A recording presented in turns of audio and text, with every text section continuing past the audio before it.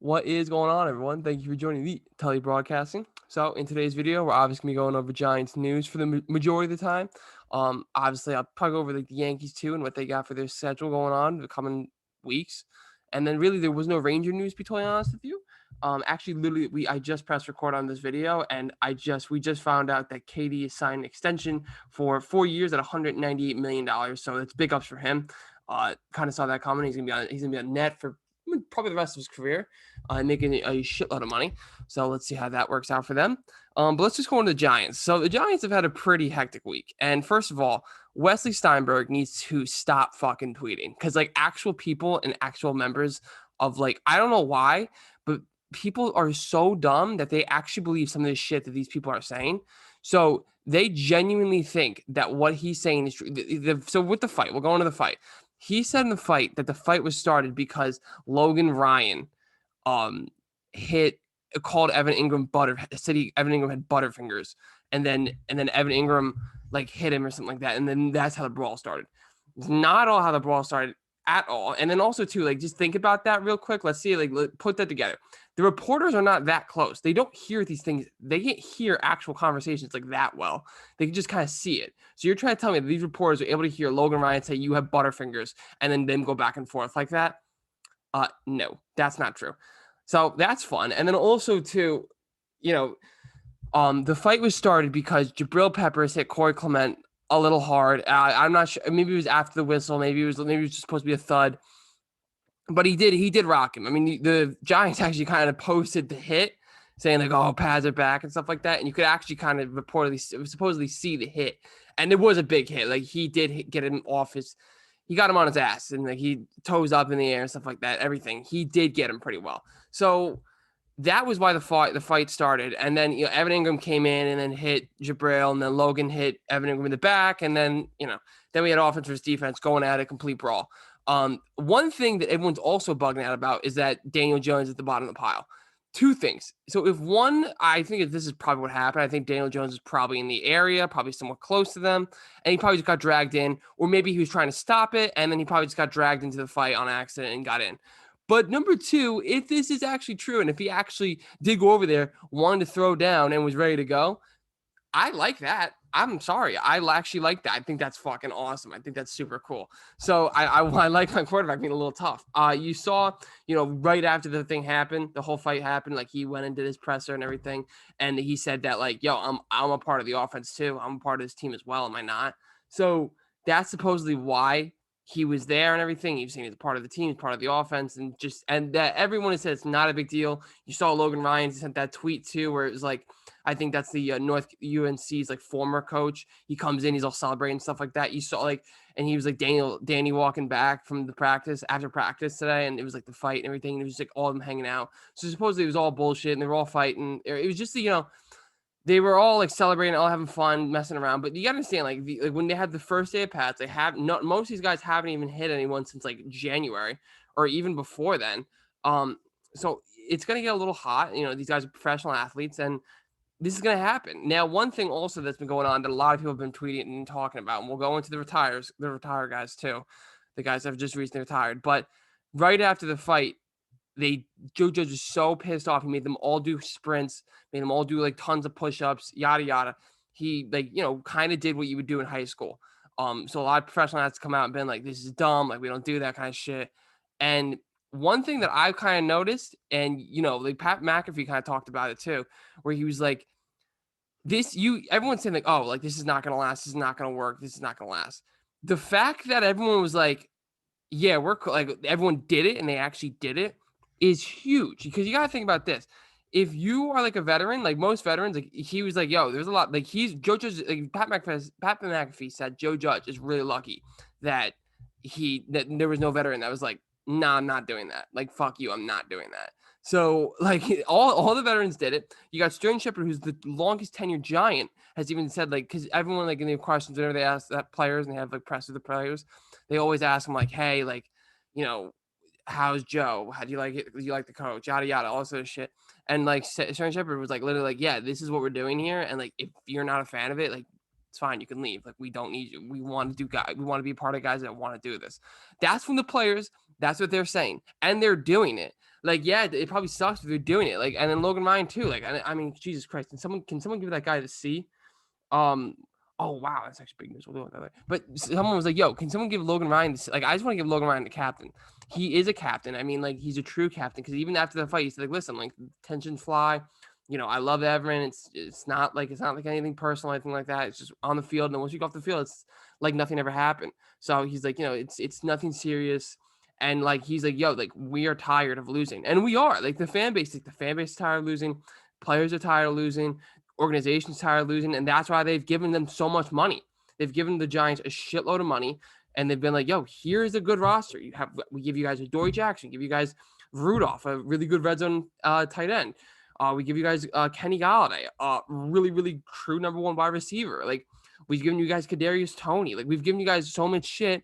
Here you go. Like, get after it, and here's your roster. Like, you guys should be able to get a couple wins and not be bums." So that's why, like, I've really, I think this is definitely going to bring the team together. But, and I'll go into this now, I've noticed a couple of retirements, and it's like, it's a little weird.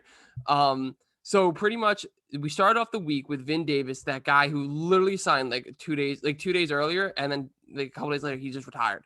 Like, he signed, I think, like on Thursday and retired on Monday or something like that. But Vin Davis was the middle linebacker from the Broncos or whatever, a real good linebacker, and he came in and we signed him and everything, and literally a day or two later he was retired.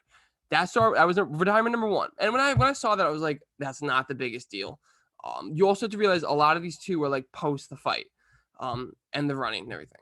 So I was like, that's not the end of the world. I'm not like that upset. Like, it's Vin Davis. I really only kind of saw him as like a camp warrior sort of kind of guy where he was going to come in and bring some like help for the camp and stuff like that. Really didn't even see him making the team. I thought because Blake Martinez was not, because he had COVID, and they were trying to like slowly get Blake back into practice, stuff like that. I figured they needed some depth.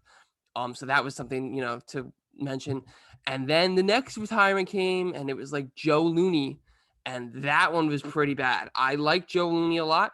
I liked him a lot for depth, especially when you got to think about, like, there were a lot of guys that like I could have saw him playing at center, and then you put Nick Gates at your guard or something like that, which is what he's normally supposed to play.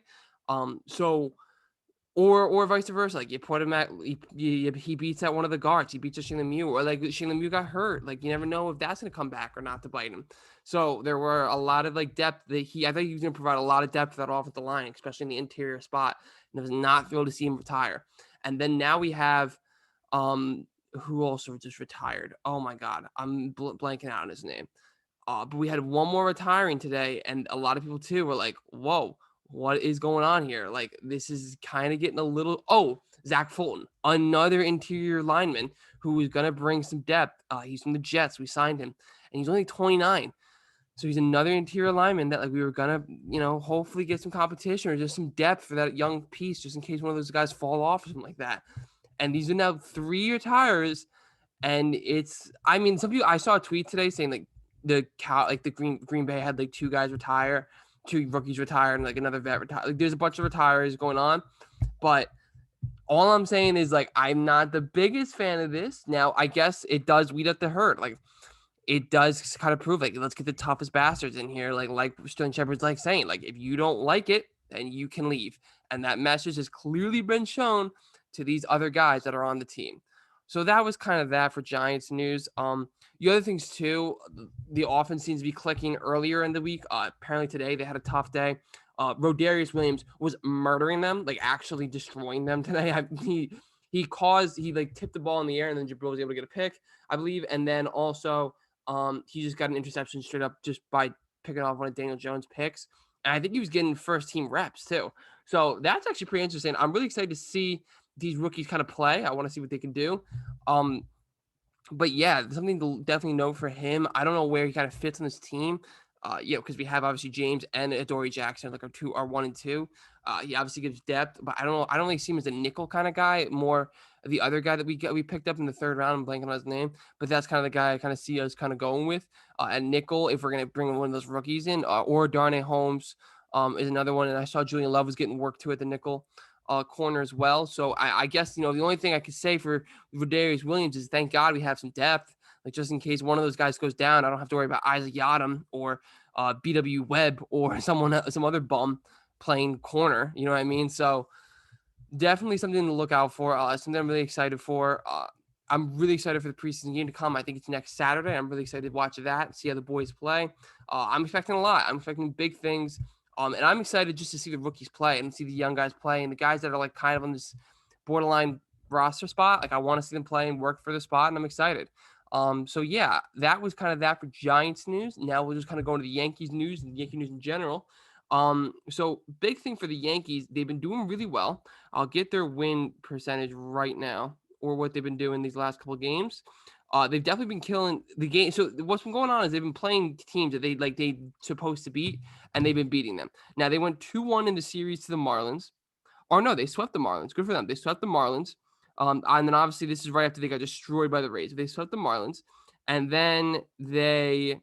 Okay, so this is what I'm thinking of. They went 2-1 to the Orioles, which is kind of tough, but still, I wish they swept them, but still 2-1. You beat them in the series, that's okay. And two big wins. I can mention that on Wednesday nights, I'm recording this on Friday, when they played the Orioles, and they were down like 3-0, and I was like, fuck.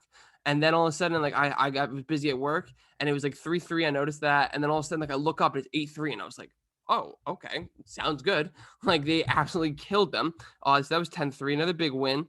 And then they played the Mariners last night, and holy Christ, did Aroldis Chapman almost choke that? Oh my God, I don't know if you watched that Thursday night, August 5th, Thursday night when they played the Mariners. It was the top of the ninth, last inning because they were up 5-3. And also too good for Joey Gallo because he was on the almost booed list. I'll give Joey Gallo that. Like Joey Gallo is one of those guys that was pretty close to almost getting booed because he has not been playing too well. But then he just got a 3-run home run recently. So good for him. I definitely think that settles a lot of people down, a lot of nerves down. But in this last going to Aroldis Chapman, because Aroldis Chapman cannot win easy. He cannot just be like, cool, let's get like maybe one guy on base. I'll give you one guy on base. You have one guy on the base. You get one guy on the base. All right, whatever. Then get you 3 outs. No, we need to get loaded bases with Aroldis Chapman, and then have like no outs, and then watch him just get 3 outs in a row. It's either that or he chokes the lead. So that's really what we have with Aroldis Chapman. It's very stressful being a Yankee fan. But so pretty much what happened was there was guy on first and third, and Aroldis Chapman I think had like 2 outs, and this one dude, and oh my God, he hit a freaking bomb on the Mariners. I don't know his name, but he hit a bomb on the Mariners, and then all of a sudden you just see Ross Chapman like do that like that thing he does all the time where it's like, oh my God, and that thing was on the warning track.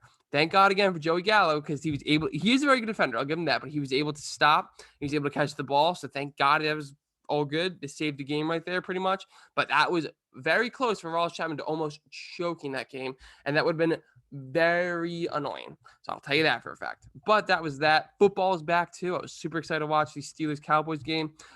Just kind of blanked out a little bit after like this first half, second half. After the first half. Maybe like halfway through the third quarter is kind of when I stopped watching, to be totally honest with you. But that was, again, pretty fun as well. And yeah, I would like to I wish I can go to Rangers news. There's real no news going on, to be honest with you. The only thing I can say with the Rangers news is it's not really Ranger news. It's more like Jack Eichel news, who I guess is Ranger news for us. But like I learned a little more of like what Jack Eichel and the whole situation really wants. So Jack Eichel wants to get neck surgery, but this neck surgery has never been done in an NHL player. And what he wants to do is like this. So the Buffalo Sabres want him to do this thing called like fusion, and he'd be out for like 6 months or whatever. They want him to do that, but supposedly that's not great for the long term. And this other thing is a little more experimental. It's been done on other guys. It's been done on other players around like other leagues, not an NHLer, but it's been done on other players around other leagues. And supposedly, what happens is it's going to be like, I forget, it's like going to connect his neck in a different way. It's different from fusion. And it should only be like he'd be off like 6 weeks or something like that. Like starting, if he did it now, he'd be like pretty good for the start of the season. So that's what he wants to do. But the NHL, like, again, the Sabres don't want him to do that, and that's why he wants to leave so bad. So that's kind of that problem. Now, my only thing, again, I'm going to go back to it.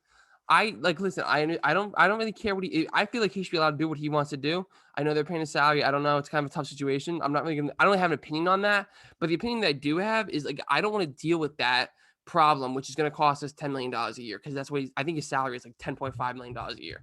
So listen, he's a great player. Probably great. I've listened to on Split and Chicklets. He seems like a great guy, but he's going to be a problem as far as like, he's sort of like has some injury concerns, never really been healthy. It's not even just a neck thing. He's had other injury concerns, and you're trying to tell me I have to pay him $10 million. It's going to destroy my cap this year. And also, like, I'm trying to figure out what I'm going to do for as far as Igor goes, which apparently that's underworks. They're wanting to give him like 6 years or like 6.6 or something like that.